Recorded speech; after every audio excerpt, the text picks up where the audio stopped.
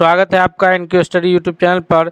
बिहार प्रधान शिक्षक से संबंधित सामान्य अध्ययन यानी जीके जीएस का यह 14वां प्रैक्टिस सेट लेकर के आए हैं, जिसमें हम लोग अभी देखेंगे इससे संबंधित महत्वपूर्ण प्रश्न जो बीपीएससी अक्सर जो है जीएस से संबंधित प्रश्न करते हैं। इस प्रकार के प्रश्नों को संकलित किया गया है। तो आइए बिना देर किए हुए चलते हैं, हम लोग देखते हैं पहला नंबर प्रश्न अपने स्क्रीन पर कि महात्मा गांधी ने भारत में अपना पहला जनभाषण कब दिया था, कहाँ दिया था।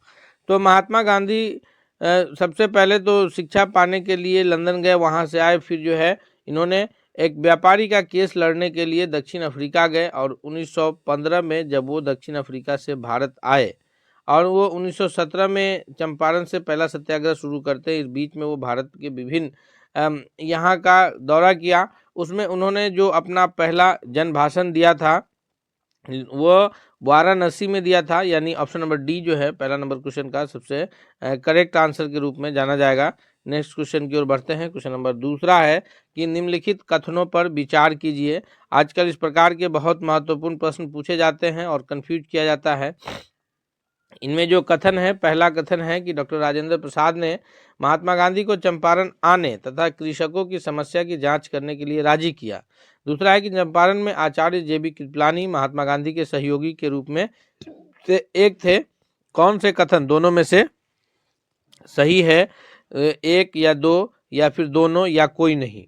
तो अगर ध्यान से देखें हम लोग, डॉक्टर राजेंद्र प्रसाद ने महात्मा गांधी को चंपारण आने तथा कृषकों की समस्या को जांच करने के लिए राजी किया, यह कथन बिल्कुल असत्य है, क्योंकि महात्मा गांधी को चंपारण आने के लिए जिन्होंने राजी किया था वो थे राजकुमार शुक्ल थे। तो इसलिए राजेंद्र प्रसाद महात्मा गांधी को राजी करने वाले में से नाम नहीं आता है।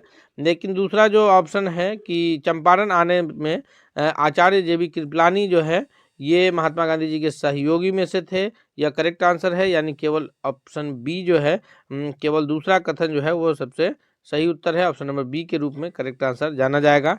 नेक्स्ट क्वेश्चन है, क्वेश्चन नंबर तीसरा है कि निम्नलिखित में से कौन जो है चंपारण सत्याग्रह से संबंध में नहीं जुड़ा था। तो इसका करेक्ट आंसर क्या होगा, यह किसानों से जुड़ा आंदोलन था। उसके बाद है कि इसे तीनकठिया प्रथा के विरुद्ध संचालित किया गया। डॉक्टर राजेंद्र प्रसाद तथा जेबी कृपलानी इसमें महात्मा गांधी के सहयोग दिया। यह प्रथम आंदोलन था जिसमें महात्मा गांधी ने संपूर्ण भारत के स्तर पर आरंभ किया। तो ये ऊपर के जो तीन कथन हैं वो करेक्ट है कि यह किसानों से जुड़ा आंदोलन था, क्योंकि किसान को नील की खेती करने के लिए मजबूर होना पड़ा था। तीन कठिया प्रथा के विरुद्ध था, यानी हर एक 20 कट्ठों में से 3 कट्ठा पर नील की खेती करना पड़ता था। तो तीन कठिया प्रथा के विरुद्ध ये आंदोलन चला। सी जो है यह डॉक्टर राजेंद्र प्रसाद तथा जेबी कृपलानी इसमें महात्मा गांधी के सहयोगी थे, करेक्ट है। लेकिन यह आंदोलन प्रथम था जिसमें पूरा संपूर्ण देश स्तर पर आरंभ किया गया, यह कथन गलत है। इसलिए ऑप्शन नंबर डी जो है तीसरा नंबर क्वेश्चन का सबसे करेक्ट आंसर होगा। दोस्तों हम लोग एक एक महत्वपूर्ण प्रश्नों को देखेंगे। हम आपसे रिक्वेस्ट करते हैं कि अगर आप अब तक चैनल पर नए हैं, चैनल को सब्सक्राइब नहीं किया है तो चैनल को सब्सक्राइब करके बेल आइकन को दबा लीजिए। कोई भी अपडेट्स आए तो सबसे पहले आप तक पहुंचे। साथ ही साथ अगर आप को वीडियो पसंद आ रहा है तो लाइक करते हुए दोस्तों के बीच भी शेयर कीजिए। नेक्स्ट क्वेश्चन की ओर बढ़ते हैं। क्वेश्चन नंबर चौथा है कि खेरा किसानों के पक्ष में महात्मा गांधी के सत्याग्रह संगठित करने का क्या कारण था। खेरा के किसानों के विरुद्ध जो है महात्मा गांधी ने आंदोलन चलाए थे और अहमदाबाद के मिल मजदूरों के लिए भी चलाए थे। तो चौथा नंबर क्वेश्चन का जो करेक्ट आंसर है क्या है कि अकाल पड़ने के बावजूद प्रशासन ने भू राजस्व की उगाही स्थगित नहीं किया था। दूसरा है कि प्रशासन का यह प्रस्ताव था कि गुजरात में स्थगित बंदोबस्त लागू कर दिया जाए। तो ये खेरा के किसानों की तरफ से जो गांधी जी ने खेरा का सत्याग्रह चलाया था उसका पहला कारण यही था कि अकाल पड़ने के बावजूद जो है प्रशासन की तरफ से भू राजस्व की उगाही को स्थगित नहीं किया गया था, इसलिए गांधी जी ने आंदोलन चलाया था। यानी चौथा नंबर क्वेश्चन का ऑप्शन नंबर ए जो है वो सबसे करेक्ट आंसर के रूप में जाना जाएगा। नेक्स्ट क्वेश्चन की ओर बढ़ते हैं। क्वेश्चन नंबर 5वां है कि रॉलेट एक्ट का लक्ष्य क्या था। रॉलेट एक्ट जो है यह 1919 में जो आया था, इसका प्रमुख लक्ष्य क्या था। युद्ध प्रयासों को अनिवार्य आर्थिक समर्थक देना या फिर बिना मुकदमा चलाए बंदी बनाना और मुकदमों की सुनवाई जो है संक्षिप्त प्रक्रिया द्वारा या फिर खिलाफत आंदोलन का दमन करना था या प्रेस स्वतंत्रता को प्रतिबंधित करना था।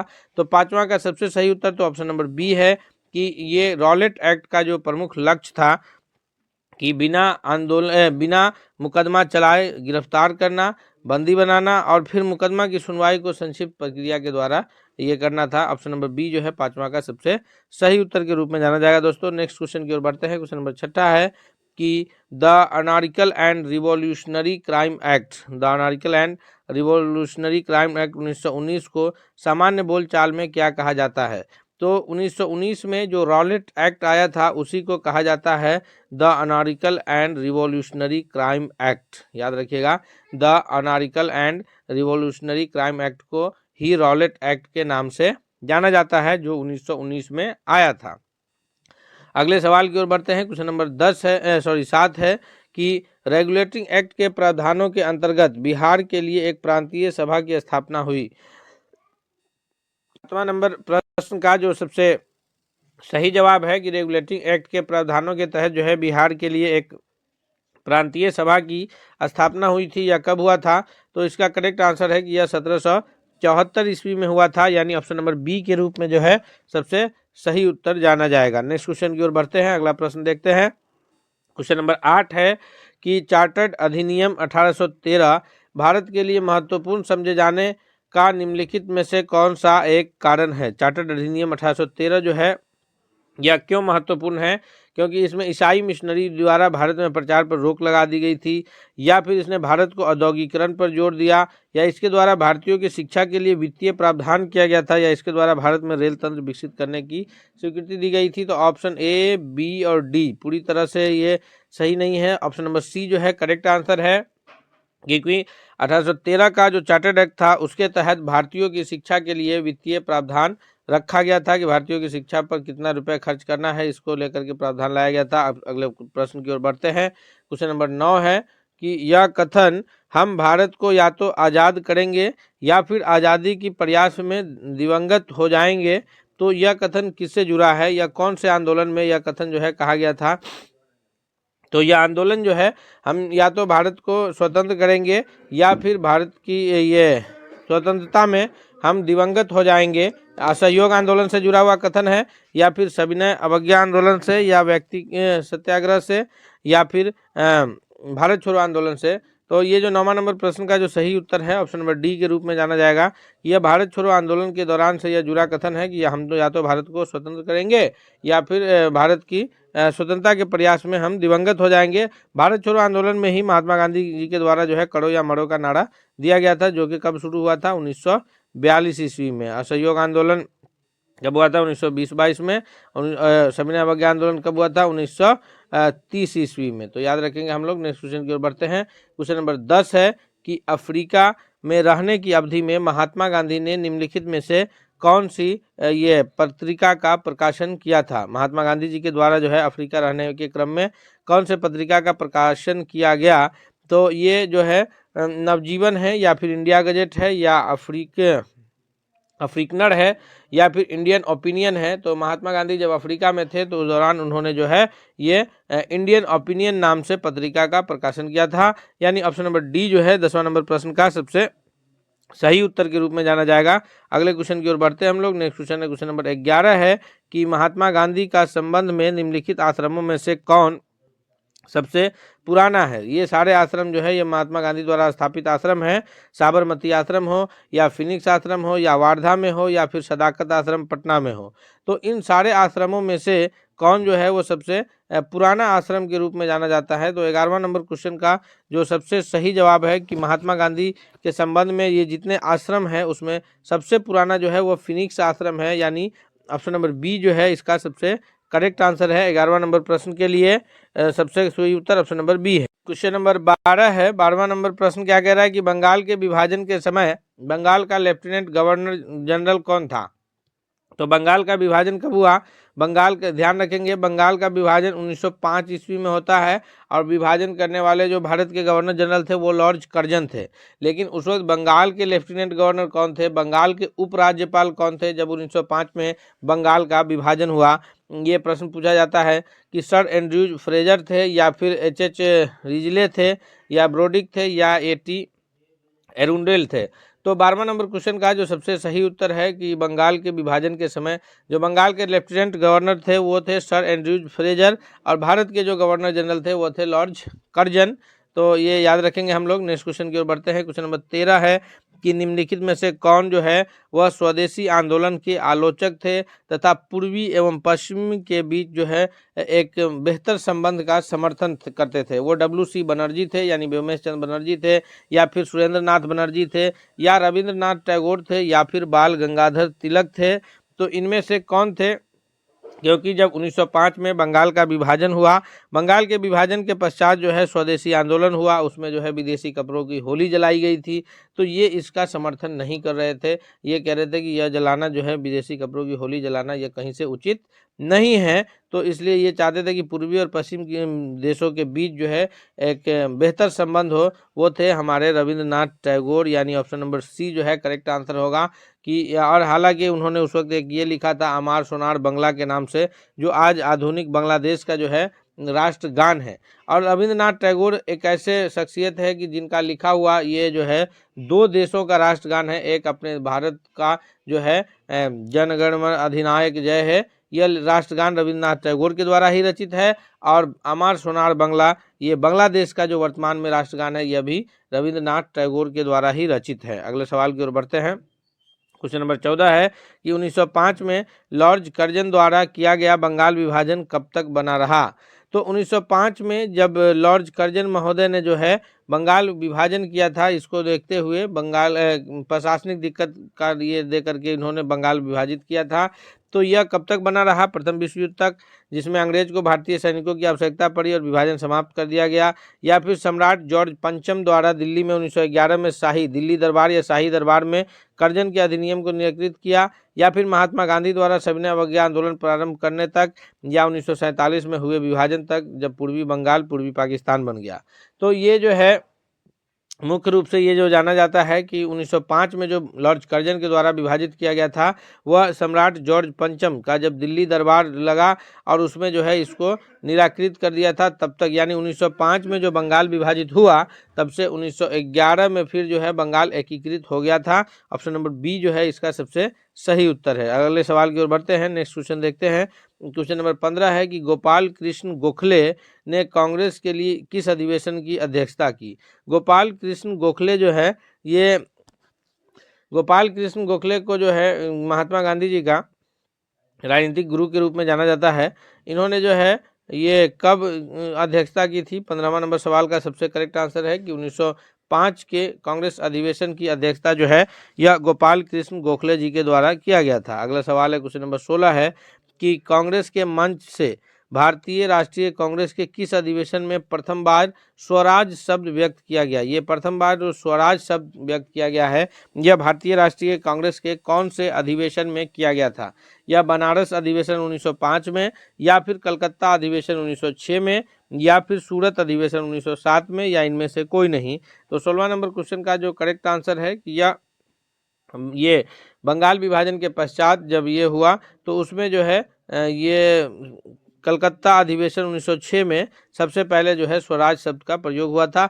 और सूरत अधिवेशन 1907 में कांग्रेस नरम दल और गरम दल में बट ही गया था।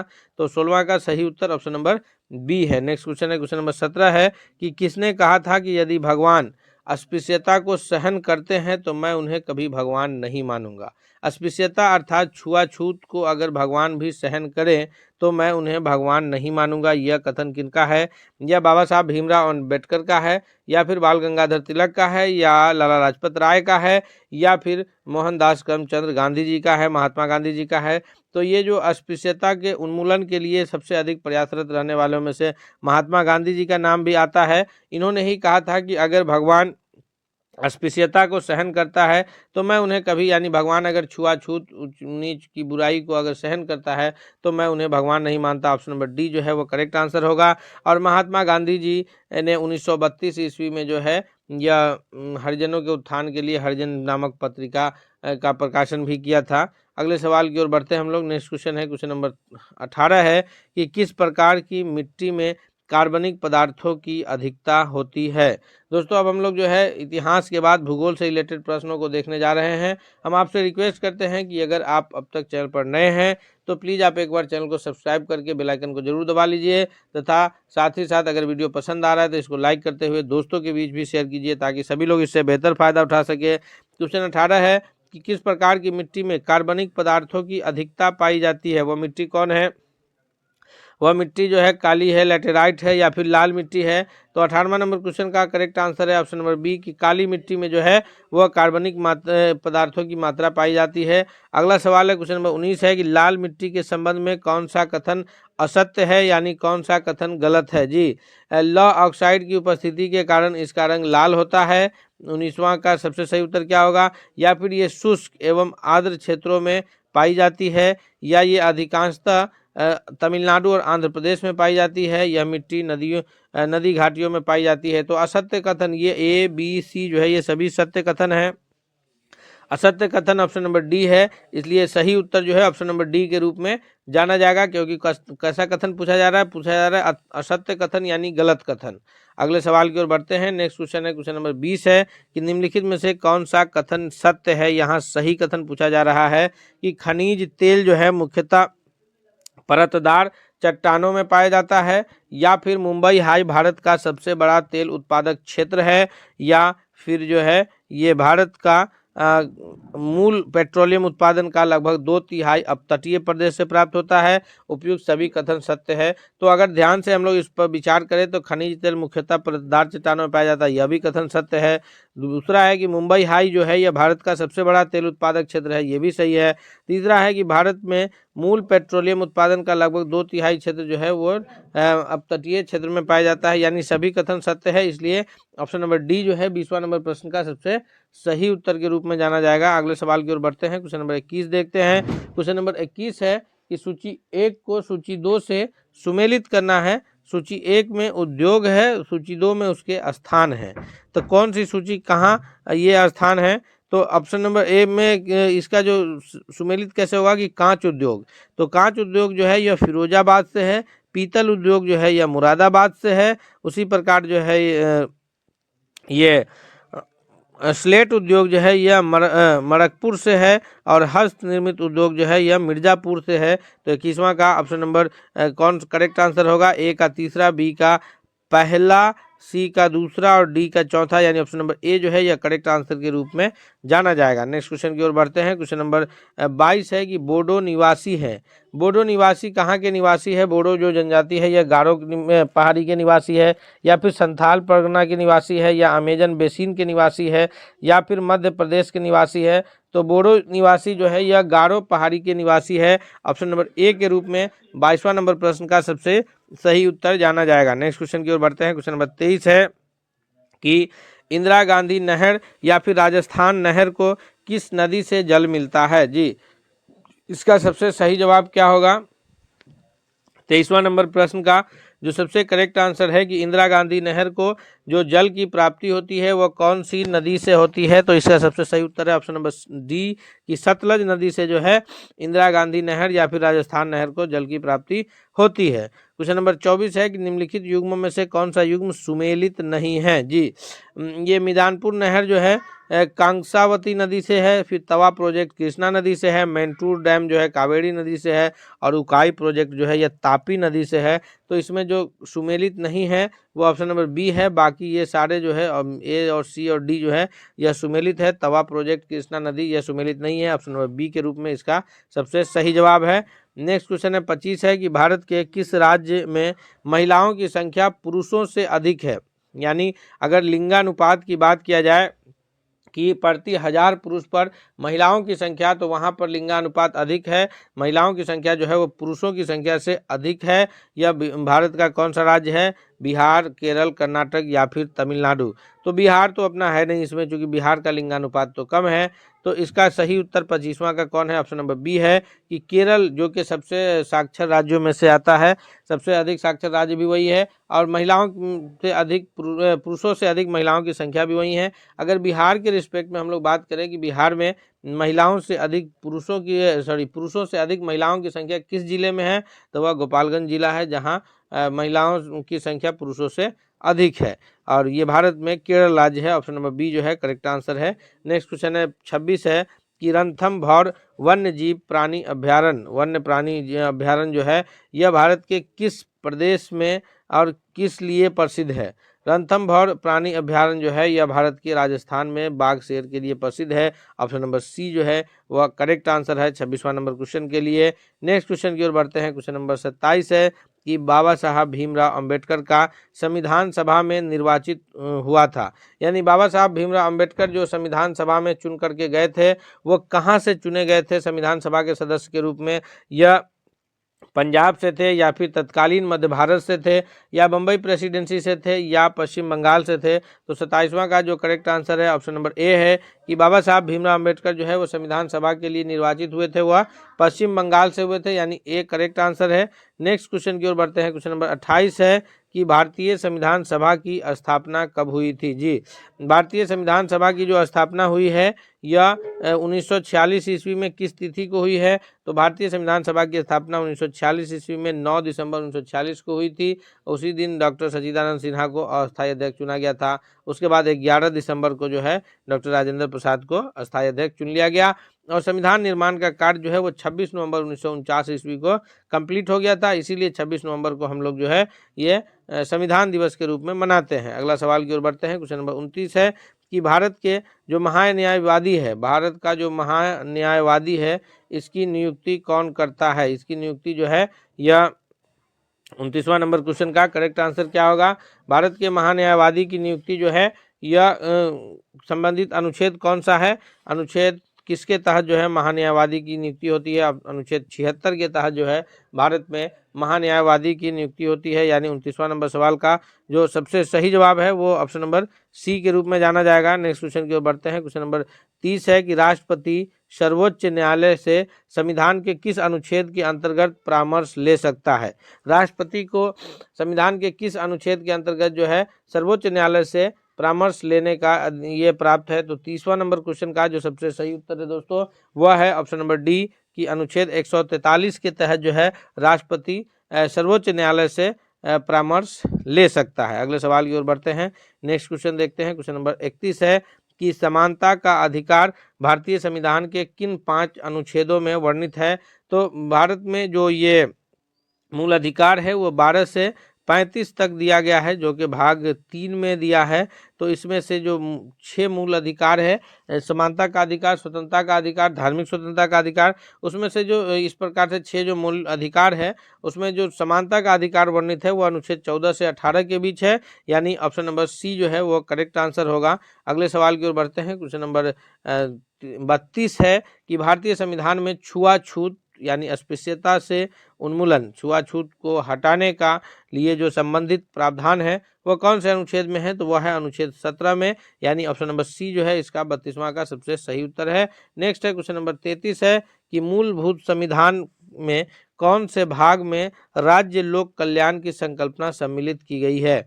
तो ये संविधान के प्रस्तावना में किया गया है, या संविधान के दूसरी अनुसूची में किया गया है, या फिर संविधान के तीसरी अनुसूची में, या राज्य के नीति निर्देशक तत्व में? तो इसका जो करेक्ट आंसर है 33वां का वो ऑप्शन नंबर डी है कि मूलभूत संविधान में जो है राज्य के नीति निर्देशक तत्व में जो है वो संविधान के संकल्पना सम्मिलित की गई है। नेक्स्ट क्वेश्चन है क्वेश्चन नंबर 34 है कि किस अनुच्छेद के तहत राष्ट्रपति तथा उपराष्ट्रपति के निर्वाचन से संबंधित विवाद का उच्चतम न्यायालय यानी सर्वोच्च न्यायालय सुप्रीम कोर्ट द्वारा करने का प्रावधान सम्मिलित किया गया है?